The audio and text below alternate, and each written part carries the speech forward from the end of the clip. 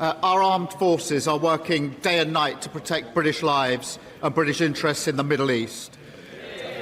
The RAF have flown over 230 hours of defensive operations over multiple countries, shooting down multiple drones, protecting British lives and our allies. We thank them for their courage and for their professionalism. Thank you, Mr. Speaker. Why does the Prime Minister think now is the right time to increase the cost of petrol? Prime Minister. Mr. Speaker, we are not increasing the cost of petrol.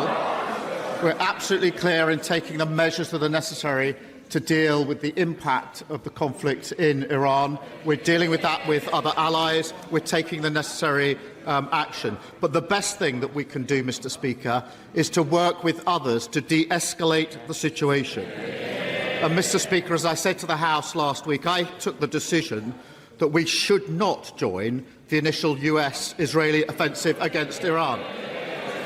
The Leader of the Opposition attacked me for that decision relentlessly. She said that the UK should have joined the US and Israel in the initial offensive strikes. Mr. Speaker, then yesterday, in the wake of the economic consequences, the Leader of the Opposition totally abandoned her position. She told the BBC, "I never said we should join." She told the BBC, "I haven't said we should have gone in with the United States." That is the mother of all U-turns on the single most important decision a Prime Minister ever has to take, whether to commit the United Kingdom to war or not. Mr. Speaker, I think the mother of all U-turns is him saying that they're not increasing fuel duty. That is news to us because last week the Chancellor stood up and said the fuel duty was going to increase in September. The Prime Minister told us at the start of the year that the cost of living was his #1 priority. So can he explain how a rise in fuel duty helps with the cost of living? Mr. Speaker, fuel duty is frozen. It's going to remain frozen until September, and we will keep the situation under review in light of what's happening in Iran. My constituents live in a rural area. They rely on their cars to get to the shops, take their kids to school, see their elderly parents. And they tell me the rising cost of petrol is the single biggest cost affecting family finances. So does the Prime Minister not understand how important cars are to people in rural areas, or does he just not care? Prime Minister. Mr. Speaker, we're working across all departments and with allies to deal with the impact of the conflict in Iran, as the House would expect. But she says about, if I'd asked her last week, her position would have been, we support the initial strikes and we want to join the war. This week she says, we don't want to join the war. I'm sorry, that is a screeching U-turn. If I were Prime Minister, HMS Dragon would have left a week ago. The only time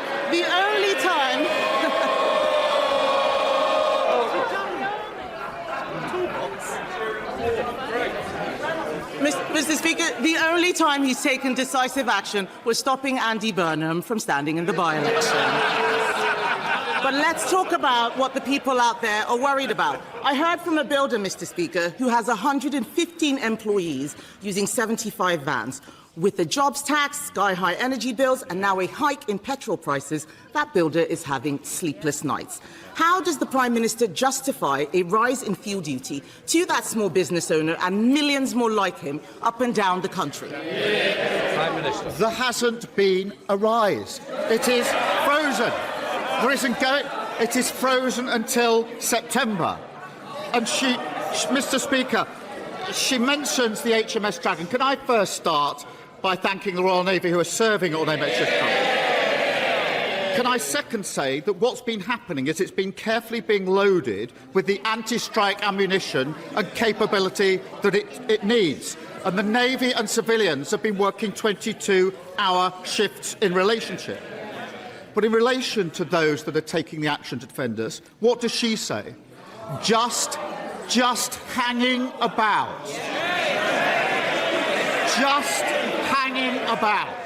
That's how she described our pilots in the region.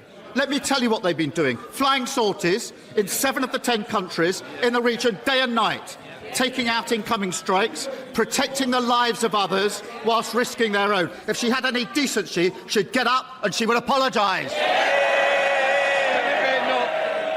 Mr. Speaker. Oh, hang on. I think they should wait for it. Mr. Speaker, I have never criticised our armed forces. I have criticised him. Order. Mr. Swallow, you're going out. I've had enough. Week in, week out. I believe no real name. Mr. Speaker, I have never criticised our armed forces.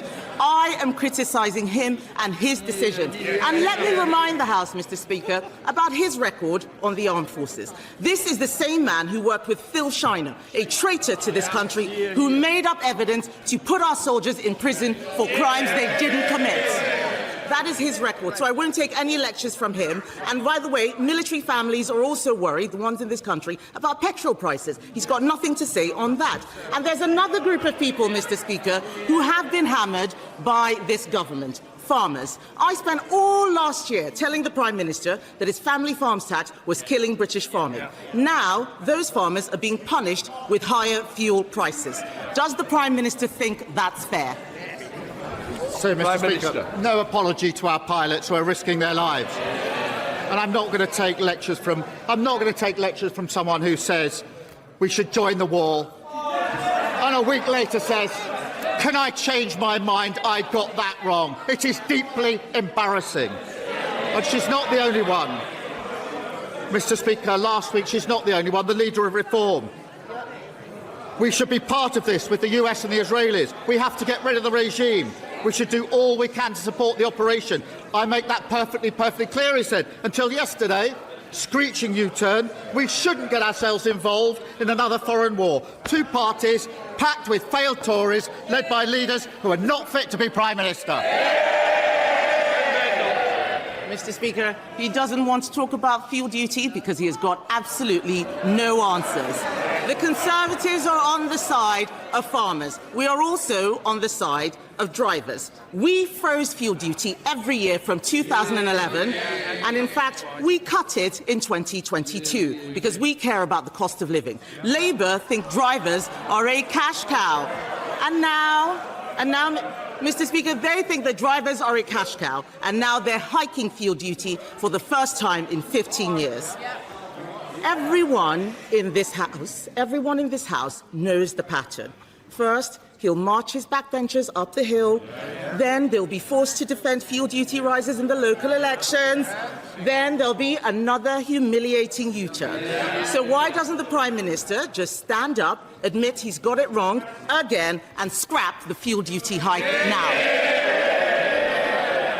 Mr. Speaker, in the last 2 weeks, I've made 2 of the most important decisions a Prime Minister can make. The first is that we should not join the war in Iran. The second is we should protect British lives and the British national interest. The leader of the opposition decided that we should join the war against Iran. A week later, that we should not join the war against Iran, and to insult our armed forces. She has utterly disqualified herself from ever becoming Prime Minister. Thankfully, she never will. Mr. Speaker, this week, families across the country have seen petrol prices rise at the pump, mortgage rates go up, and fixed energy deals get more expensive, all because of a war they did not start and do not support. The leader of the Conservatives has been competing with the honourable member for Clacton to be Donald Trump's biggest cheerleader. And the Prime Minister was right to reject their costly warmongering. But last week, I asked him to guarantee that energy bills won't rise by hundreds of pounds in July. He didn't answer. So let me try again. Will he give people that energy bill guarantee now?